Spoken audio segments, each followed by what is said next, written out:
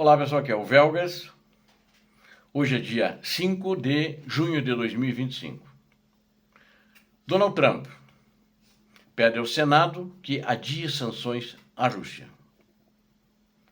Propagandistas do Kremlin pedem a Putin que pare a guerra na Ucrânia. Interessante, né? Os propagandistas pagos pelo Kremlin estão pedindo isso. Vamos ver já em detalhes como é que é isso. Quero convidá-los, inscrevam-se no canal, inscrevam-se porque aqui você vê a verdade.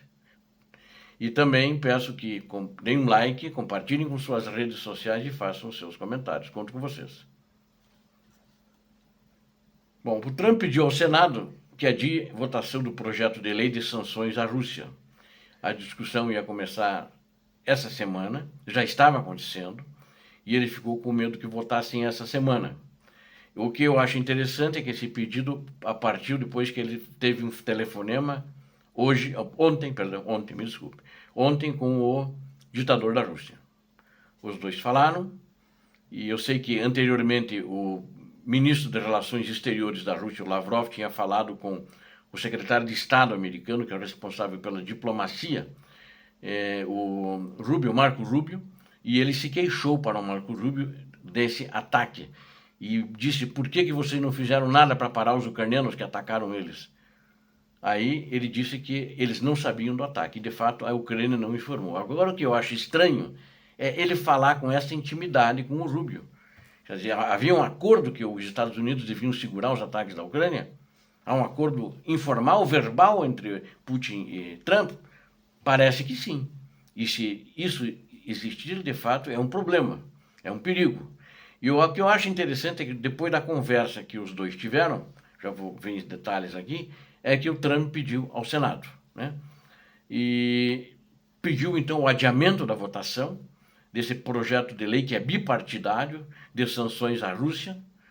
E quem falou isso é um senador americano, Roger Wicker, ele falou isso ontem, que foi 4 de junho, ele declarou isso. Aí sei que Trump, pediu ao líder da maioria do Senado, John Thune, para não levar o projeto de lei à votação esta semana, falou Wicker aos repórteres, e o projeto de lei foi apresentado em 1º de abril pelos senadores Lindsey Graham e Richard Blumenthal. O Graham é republicano e o Blumenthal é democrata. Vocês viram, o Senado americano tem 100 senadores. 82 já subscreveram que apoiam o projeto, que vão votar a favor do projeto. Então, aí isso justamente acendeu a luz no Kremlin, que receberia mais sanções, né?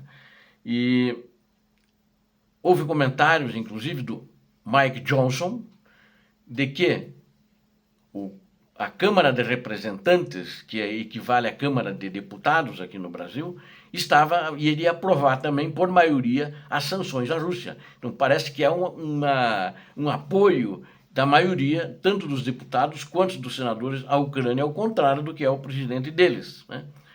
E eles, nessas sanções, basicamente são tarifas de 500%, inclusive para países que compram da Rússia, seja gasolina, óleo diesel, né? Ou qualquer produto que comprasse da Rússia, porque isso estaria ajudando a Rússia na compra dessas matérias-primas, né? Petróleo, gás, etc. Então, o objetivo é aumentar a pressão econômica sobre a Rússia e desencorajar os países terceiros de permitirem as exportações de energia do Kremlin, né? Ou melhor, as importações. Então, quem importa ia também ser penalizado. Mas o Kremlin também ia sofrer sanções de 500%. A legislação conta atualmente com amplo apoio bipartidário, essa legislação. Como eu disse para vocês, 82 de 100 senadores. Na Câmara eu não sei, tá? Não consegui checar esse número. Trump disse que ainda não havia imposto novas sanções à Rússia porque acreditava que um acordo de paz poderia estar próximo. Está longe, não vai haver acordo de paz. Eles acho que sabe disso. Acho que nos seus telefones de intimidade que ele tem com o ditador da Rússia, ele já disse isso para ele e ele sabe disso. E tanto que ele falou nas suas redes sociais, e apagou depois, o Donald Trump, diz que a Rússia vai retalhar por esse ataque do domingo e agora de ontem na Crimeia, contra a ponte da Crimeia, muito pesadamente, né? E Aí o Trump se justificou. Se eu acho que estou perto de fechar um acordo, não quero estragar tudo fazendo isso. Então não quero sancionar por causa disso. Ele falou isso, mas acrescentou que está preparado para agir se Moscou continuar a protelar. Bom, ele falou isso desde que assumiu. E não fez nada, só atacou a Ucrânia, só atacou o Zelensky, ofendeu o povo ucraniano diversas vezes e agora também não impôs sanções que ele disse que ia impor. E disse que o Putin não fizesse o que precisasse ser feito, como não fez, ele despejaria, foi quantidade de armas suficientes para a Ucrânia e não fez isso também. Aliás, não está indo armamento dos Estados Unidos da América agora, depois que o último pacote do Biden foi, que a Ucrânia já recebeu. E o Senado começou a analisar o projeto essa semana, antes do pedido feito por Trump. Não sei o que vai acontecer, mas acho que eles vão dar uma segurada, né? Até por deferência. Agora, um outro assunto, enquanto isso, né, propagandistas do Kremlin pedem a Putin que pare a guerra. Eu até fiquei surpreso com isso. Uma grande parte de blogueiros, canais, né, de uma maneira geral, eles dizem que precisamos parar na Ucrânia, eles falaram, né? Tem que parar a guerra agora, porque senão nós vamos ficar sem exército. É que todo mundo está vendo, 1 milhão está indo, daqui a 1 semana e meia, 2 semanas no máximo, vai estar 1 milhão. Né? Faltam uns 12 mil, aproximadamente 12 mil militares que sejam neutralizados, e isso em 2 semanas facilmente, acho que até menos, né? E aí os propagandistas estão pedindo que, eles falam o Kremlin, né? Pare a guerra, né? E até eu tenho um blog, um canal, Patriota Furioso, o nome é russo. O nome do blogueiro chama-se Maxim Kalashnikov, eu achei interessante isso, por isso estou citando. Ele pegou e foi na linha de frente, lá na Ucrânia, onde estão do lado russo, né? E começou a entrevistar os soldados russos. E oficiais, e também começou a entrevistar sargentos, né? Aí ele chegou à conclusão de que a guerra precisava ser encerrada. E tem outros blogs, outros canais replicando o que ele está dizendo. Ele retornou e chegou a essa conclusão depois de entrevistar os russos que estão na linha de frente, estão feridos, estão morrendo, e chegou à conclusão de que a guerra precisa ser encerrada urgentemente. E o nome dele, que falei, é Mikhail Kalashnikov. Então ele gravou entrevistas, por exemplo, diversas, mas com um oficial superior, que ele não identificou, por questão de segurança, para não haver retaliação. E ele participa na frente de batalha, né? Ele está junto aos batalhões, ele faz parte do staff, do Estado-Maior de uma das brigadas da Rússia. Então, ele estava na linha de frente, né? Ele disse que a guerra precisa ser encerrada, esse oficial superior falou. Precisa ser encerrada agora, porque os ucranianos se mostraram muito resistentes e não vão se render. Palavras do oficial superior russo. Eu imagino que é um tenente-coronel ou coronel, acho que provavelmente um coronel. E essa guerra não tem fim, até que nos matemos estupidamente. Eles são como nós, né? Eles também, ao mesmo tempo, se elogiar, né? Eles não vão se render. Eu simplesmente diria, chega, parem, né? Falou esse oficial superior, né, russo. Kalashnikov concordou com ele nessa entrevista e declarou o fracasso da chamada Operação Especial. Então, disseram que fracassaram, há quase 3 anos e meio. A incapacidade do exército russo, no meu ver, de alcançar um ponto de virada na linha de frente, não deu em nada. E ele falou, inclusive, precisamos de mudar abruptamente o rumo da guerra ou parar com essa matança sem sentido. Né?